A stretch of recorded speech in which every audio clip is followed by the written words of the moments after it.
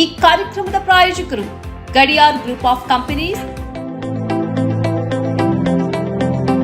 Gadiar Group of Companies, synonymous with excellence and innovation, stands as your dynamic partner for progress. Gadiar Group ensures safety as guardians in firefighting and builds vibrant communities in real estate. Building tomorrow, today.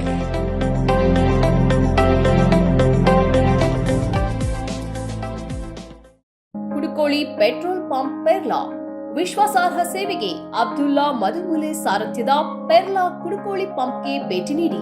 ರಾಜ್ಯ ಹೆದ್ದಾರಿ 64ರಲ್ಲಿ ನಿಮಗಾಗಿ ಕಾಯುತ್ತಿದೆ.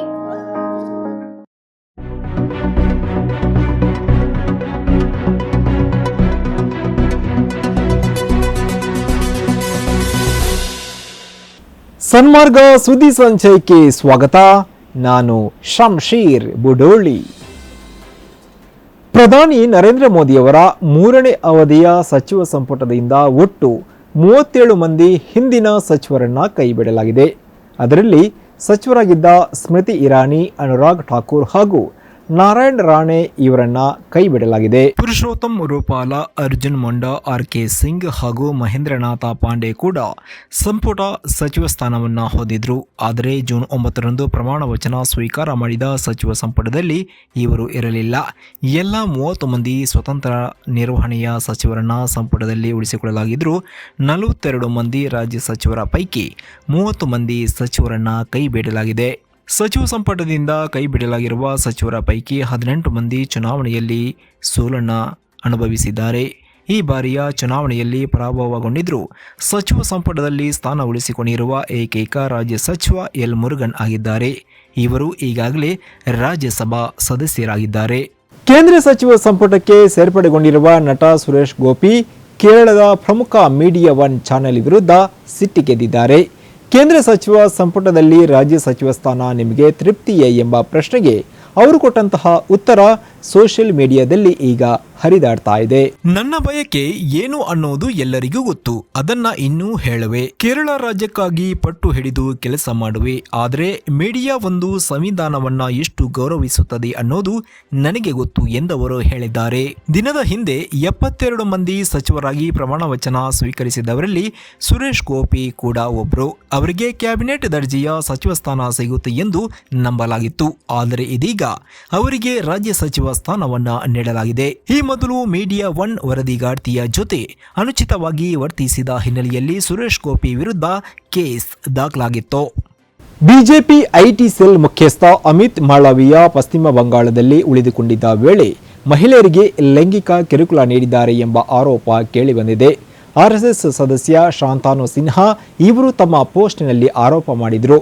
ಇದಕ್ಕೆ ಪ್ರತಿಕ್ರಿಯೆ ನೀಡಿರುವ ಕಾಂಗ್ರೆಸ್ ನಾಯಕಿ ಸುಪ್ರಿಯಾ ಶ್ರೀನಟೆ ಮಾಳವಿಯಾ ವಿರುದ್ಧ BJP ತಕ್ಷಣ ಕ್ರಮ ಕೈಗೊಳ್ಳಬೇಕೆಂದು ಆಗ್ರಹಿಸಿದ್ದಾರೆ. ಮಾಳವಿಯಾ ಪಂಚತಾರಾ ಹೋಟೆಲ್ಗಳಲ್ಲಿ ಮಾತ್ರವಲ್ಲ, ಪಶ್ಚಿಮ ಬಂಗಾಳದ ಬಿಜೆಪಿ ಕಚೇರಿಗಳಲ್ಲೂ ಮಹಿಳೆಯರಿಗೆ ಲೈಂಗಿಕ ಕಿರುಕುಳ ನೀಡಿದ್ದಾರೆ ಎಂಬ ಗಂಭೀರ ಆರೋಪ ಹೊಸ ಸರ್ಕಾರ ಪ್ರಮಾಣ ವಚನ ಸ್ವೀಕಾರ ಮಾಡಿದ ಕೆಲವೇ ಗಂಟೆಗಳಲ್ಲಿ ಕೇಳಿಬಂದಿದೆ. ಮಹಿಳೆಯರಿಗೆ ನ್ಯಾಯ ಸಿಗಬೇಕೆಂದು ಬಿಜೆಪಿಯನ್ನ ಆಗ್ರಹಿಸುತ್ತೇವೆ ಎಂದು ಕಾಂಗ್ರೆಸ್ ನಾಯಕಿ ಸುಪ್ರಿಯಾ ಶ್ರೀನಟೆ ಹೇಳಿದ್ದಾರೆ. ಮಾಳವಿಯಾ ಪ್ರಮುಖ ಮತ್ತು ಪ್ರಭಾವ ಬೀರಬಹುದಾದ ಹುದ್ದೆಯಲ್ಲಿ ಇರುವುದರಿಂದ ಅವರನ್ನ ತಕ್ಷಣ ಅವರ ಹುದ್ದೆಯಿಂದ ಕೈಬಿಡಬೇಕು ಎಂದು ಅವರು ಆಗ್ರಹಿಸಿದ್ದಾರೆ.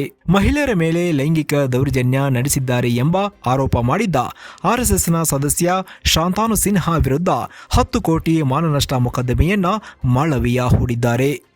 ಮುಸ್ಲಿಂ ವಿರೋಧಿ ನೀತಿಯನ್ನ ಅಸ್ಸಾಂ ಸರ್ಕಾರ ಮುಂದುವರಿಸಿದೆ. ದರ್ರಾಂಗ್ ಜಿಲ್ಲೆಯ ಬ್ರಹ್ಮಪುತ್ರ ನದಿ ತಟದ ದಲ್ಪೂರ್ ಚಾರ್ ಎಂಬಲ್ಲಿ ನೆಲೆಗೊಂಡಿದ್ದ ಸುಮಾರು 400 ಬಂಗಾಳಿ ಮೂಲದ ಮುಸ್ಲಿಂ ಕುಟುಂಬವನ್ನ ತೆರವು ಮಾಡಿದೆ. 2021 ಸೆಪ್ಟೆಂಬರ್ ತಿಂಗಳಲ್ಲಿ ಅಸ್ಸಾಂ ಸರ್ಕಾರ ಮುಸ್ಲಿಮರನ್ನ ಹೇಗೆ ತೆರವು ಮಾಡುವಾಗ ಘರ್ಷಣೆ ನಡೆದಿತ್ತು.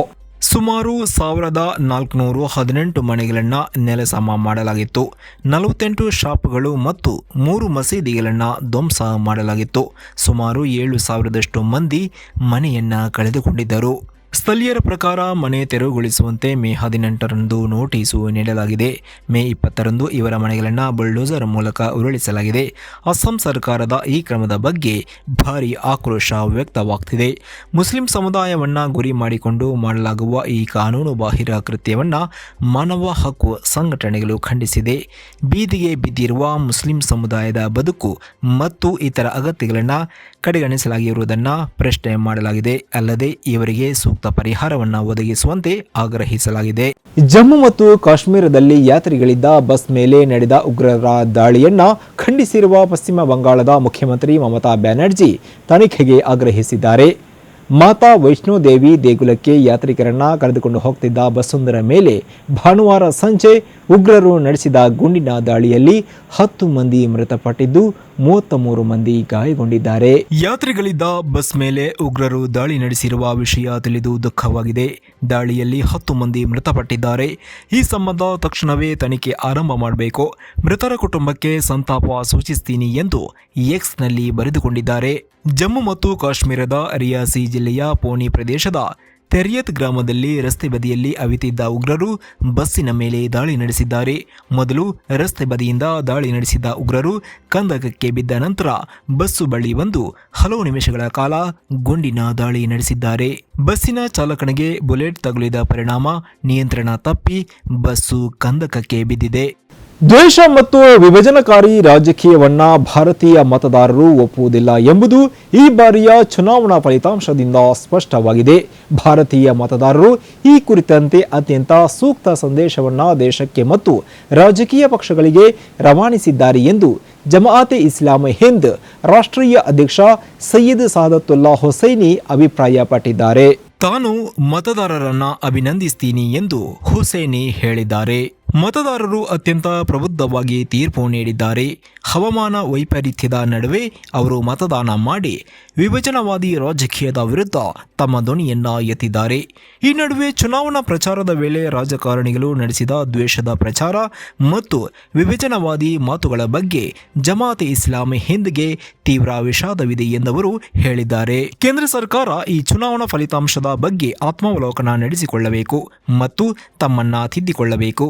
ಸ್ವತಂತ್ರ ಸಂಸ್ಥೆಗಳನ್ನು ದುರುಪಯೋಗ ಮಾಡುವುದನ್ನು ನಿಲ್ಲಿಸಬೇಕು ಮತ್ತು ರಾಜಕೀಯ ವಿರೋಧಿಗಳನ್ನು ಬೇಟೆಯಾಡುವುದನ್ನು ಸ್ಥಗಿತ ಮಾಡಬೇಕೆಂದು ಹುಸೇನಿ ಆಗ್ರಹಿಸಿದ್ದಾರೆ. ಸರ್ಕಾರದ ಎಲ್ಲ ಸಕಾರಾತ್ಮಕ ಮತ್ತು ಜನಸ್ನೇಹಿ ಯೋಜನೆಗಳಿಗೆ ಜಮಾಅತೆ ಇಸ್ಲಾಮಿ ಹಿಂದ್ ಸದಾ ಬೆಂಬಲವನ್ನು ಸಾರಲಿದೆ ಮತ್ತು ಸಂವಿಧಾನ ವಿರೋಧಿ ಮತ್ತು ಮನುಷ್ಯತ್ವ ವಿರೋಧಿಯಾದ ಎಲ್ಲ ನೀತಿಗಳನ್ನು ಖಂಡಿಸುವುದನ್ನು ಮುಂದುವರಿಸಲಿದೆ ಎಂದವರು ಹೇಳಿದ್ದಾರೆ. ತಮಿಳುನಾಡಿನಲ್ಲಿ ನೀಟ್ ತೆಗೆದುಹಾಕಬೇಕು ಮತ್ತು ವೈದ್ಯಕೀಯ ಶಿಕ್ಷಣಕ್ಕೆ ಪ್ರವೇಶ ಪಡೆಯಲು +2 ಅಂಕಗಳೇ ಏಕೈಕ ಮಾನದಂಡವಾಗಿ ಮಾಡೋಕೆ ತಕ್ಷಣದ ಕ್ರಮ ತೆಗೆದುಕೊಳ್ಳುವಂತೆ ತಮಿಳುನಾಡು ಸರ್ಕಾರವನ್ನ ಮದ್ರಾಸ್ ಹೈಕೋರ್ಟ್ನ ನಿವೃತ್ತ ನ್ಯಾಯಾಧೀಶ ನ್ಯಾಯಮೂರ್ತಿ ಎಕೆ ರಾಜನ್ ಕೇಳಿದ್ದಾರೆ.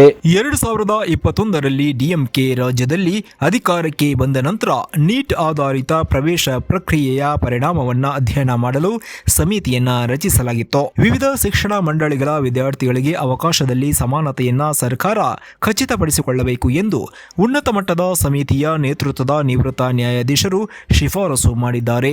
ನೀಟಿನ ಬಡವರ ವಿರೋಧಿ ಮತ್ತು ಸಾಮಾಜಿಕ ನ್ಯಾಯ ವಿರೋಧಿ ಸ್ವಭಾವವನ್ನು ಬಹಿರಂಗಪಡಿಸಲು ವಿವಿಧ ರಾಜ್ಯ ಸರ್ಕಾರಗಳ ಜೊತೆ ಸಮಿತಿಯ ವರದಿಯನ್ನ ಹಂಚಿಕೊಳ್ಳಲಾಗಿತ್ತು. ನೀಟಿನ ಅಪಾಯ ಮೊದಲೇ ಊಹಿಸಿದ ಡಿಎಂಕೆ ಅದರ ವಿರುದ್ಧ ದೊಡ್ಡ ಪ್ರಮಾಣದ ಪ್ರಚಾರ ಕೈಗೊಂಡಿತ್ತು ಎಂದು ತಮಿಳುನಾಡು ಸಿಎಂ ಎಂಕೆ ಸ್ಟಾಲಿನ್ ಸಾಮಾಜಿಕ ಮಾಧ್ಯಮ ಎಕ್ಸ್ನಲ್ಲಿ ಪೋಸ್ಟ್ ಮಾಡಿದರು. ಸಮಿತಿಯು ಇಂಗ್ಲಿಷ್ ಮತ್ತು ಇತರ ಪ್ರಾದೇಶಿಕ ಭಾಷೆಗಳಲ್ಲಿ ಸಲ್ಲಿಸಿದ ಸಮಗ್ರ ವರದಿಯನ್ನು ಹಂಚಿಕೊಂಡಿದ್ದಾರೆ. ಇದುವೇ ಈ ಹೊತ್ತಿನ ಸನ್ಮಾರ್ಗ ಸುದ್ದಿ ಸಂಚಯ. ನಿರಂತರವಾಗಿ ನೋಡ್ತಾ ಇರಿ ಸನ್ಮಾರ್ಗ ನ್ಯೂಸ್.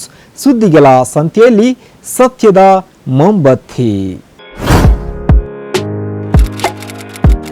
ಇಂತಹ ಹಲವು ಸುದ್ದಿ ಮಾಹಿತಿ ವಿಶ್ಲೇಷಣೆಗಾಗಿ ಸನ್ಮಾರ್ಗ ನ್ಯೂಸ್ ಸಬ್ಸ್ಕ್ರೈಬ್ ಮಾಡಿ. ನಿರಂತರ ನೋಟಿಫಿಕೇಶನ್ ಪಡೆಯಲು ಬೆಲ್ ಐಕಾನ್ ಒತ್ತಲು ಮರೆಯದಿರಿ.